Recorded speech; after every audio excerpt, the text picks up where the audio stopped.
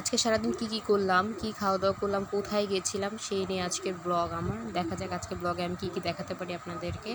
তো আমাদের মুন্সিগঞ্জের সাজ্জাদ আলম ভাই আজকে এসেছিলেন, তো সেই নিয়ে আজকে আমার ভিডিওটি।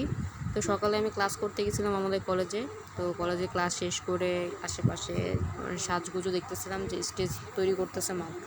তো ভাবছিলাম যে কলেজ শেষ করে কিছুক্ষণ অপেক্ষা করব প্রোগ্রামটা দেখার জন্য, কিন্তু তারপরে ভাবলাম যে প্রোগ্রাম কখন শুরু হয় না হয় বাসায় যাওয়াটাই এখন শ্রেয় মনে হলো। তারপরে আমরা কলেজ থেকে বের হচ্ছিলাম, এই যে পতাকা নাও আঙ্কেলগুলো চলে আসছে অলরেডি আমাদের কলেজে।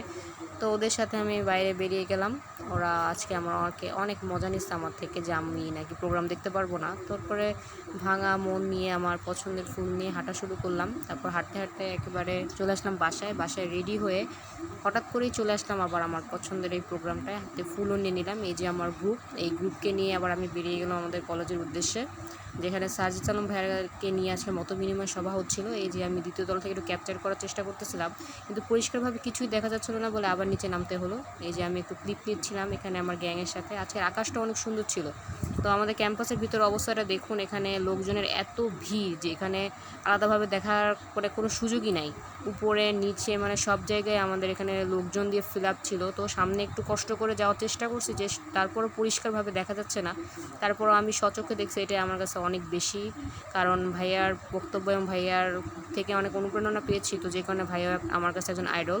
তো যে হোক ভাইয়াকে দেখতে পেয়েছি আজকে, এর জন্য আমার কাছে খুবই ভালো লাগতেছে। তারপর আমার বোন আমাকে টুকটাক ভিডিও করে দিচ্ছিলো, যে আমি দ্বিতীয় তলা থেকে একটু ক্লিপ নেওয়ার চেষ্টা করতেছিলাম, কিন্তু এখানে মানুষের মাথা ছাড়া কিছুই বোঝা যাচ্ছে না। তো যে কারণে নিচে নেমে গেলাম।